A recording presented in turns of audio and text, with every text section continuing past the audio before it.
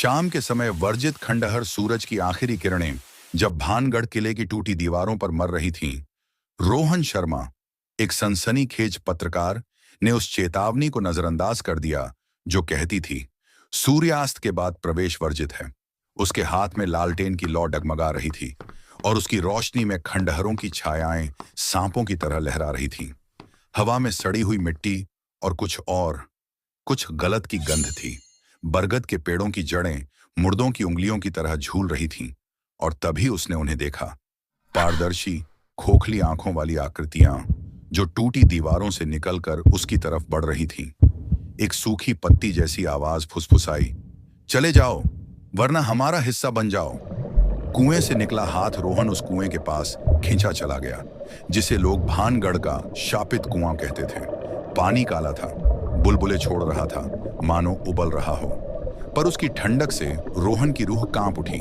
तभी एक हाथ, हड्डियों से बना, लंबी लंबी उंगलियों वाला, गलती हुई मांस के साथ कुएं से बाहर निकला और उसकी कलाई पर जकड़ गया। पानी में उसका प्रतिबिंब अब उसका नहीं था। एक पीला मुस्कुराता हुआ चेहरा उसे घूर रहा था। एक घुटी हुई आवाज गूंजी, तुमने देख लिया, अब हम ले जाएंगे। रोहन ने खुद को छुड़ाया, लेकिन तभी कुआं काले धुएं में फट पड़ा। आसपास की छायाएं जीवित हो उठीं। लंबे टेढ़े हाथ पैरों वाली आकृतियां उसे घेरने लगीं। उसका कैमरा जमीन पर गिरा और उसकी स्क्रीन पर एक शैतानी चेहरा कौंध गया। गांव वालों को अगली सुबह वह कैमरा मिला। रोहन का कोई अता पता नहीं था, पर फुटेज में दिख रहा था कि वह खुद कुएं में कूद गया और पानी में उसकी परछाई उसकी नहीं थी।